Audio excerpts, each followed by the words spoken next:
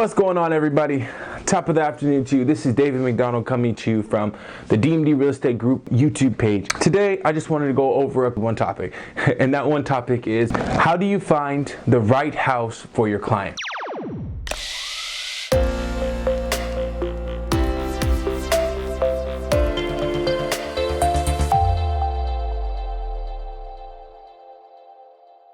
Now, we're going to cover three things in this topic. That was six, but three minus the three. So three things in this video today. And the first thing is define the search criteria. Figure out purchase price and figure out the time when they're ready to move. When it comes to defining the search, there's some things that are really, really important. And the first thing is figuring out how many bedrooms your client wants. There's nothing like selling somebody a house for them to realize 6 months later that the house is too small. They shouldn't had another bedroom. They should have had another bathroom. They didn't think about the time, when their Aunt Sally was going to come in from out of town, or your grandmother's going to come over, right? So you got to think these things through. And being their agent, you have to also provide that perspective. Think about the things, or provide to your clients the things that they may not think about during the hype of the purchase, because it can be an emotional process. The second thing under that category, figuring out what their criteria is, how many bedrooms they want, right? So we said bedrooms, bathrooms. Do they want a yard? That's a really important aspect of buying a house also. Some people don't want any maintenance at all, so then therefore they might defer to a condo or maybe a townhouse, right? Then some people don't want a yard, so they have a smaller property or a smaller lot size, where in the back they just use it for sitting down, relaxing, not really doing too much other than just being in the house and then occasionally stepping outside or whatever the reason may be for them. And then some people, and I mean some people, they wish to have a farm where they can grow things and they can ride dirt bikes. And then there's some that like it right in the middle, right? Short and sweet, where they can go out, they can have their children and or just themselves, a big space to relax where they can build like a garden oasis, or just simply have a bunch of grass and some rocks. But nonetheless, yard size is really important to some people, but determining what that yard size requirement is going to help with narrowing the scope of your search.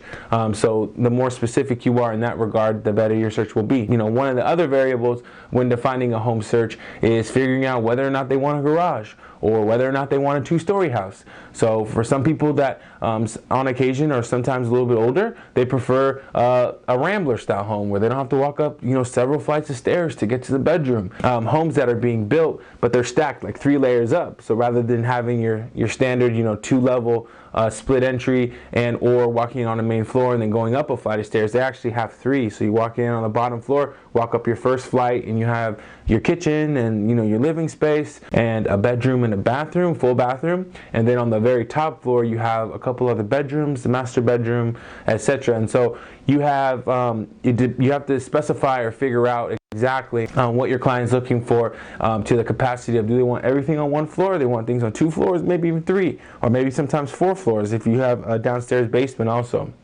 So really important.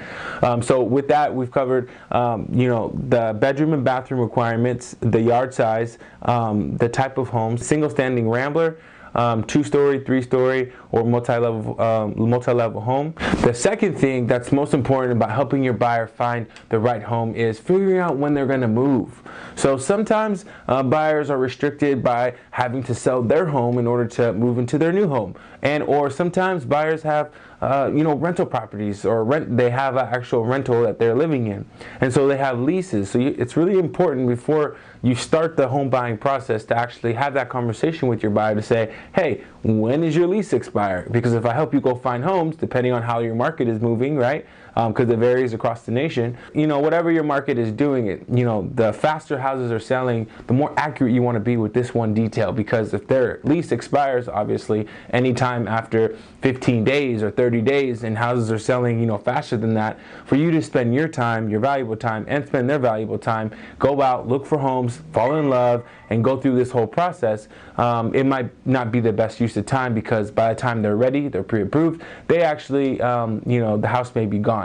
So it's really important to figure out when they want to move, and if there are any restrictions stopping them from moving forward. And the third and final thing is figuring out the purchase price. So with some, marketing and lead generating platforms, you actually have to, go out meet the client at the site, figure out whether or not you two are going to work together, or you three, or you four, however many people there are.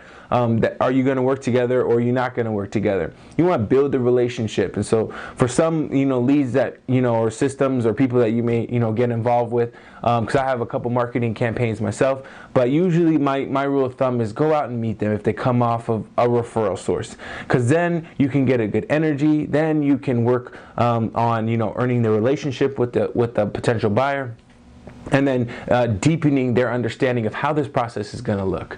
So it's really important, actually, to get straight to the point, is get them to the pre-approval. You want to get them pre-approved after you build the relationship, and or before you meet them, you want to have pre-approval in hand, or at least have them talking to your lending or loan officer. For the lending and loan officers out there, we'll have more videos to come. The most important thing is to make sure there's a lot of transparency, and that multiple strategies are being devised for your buyer.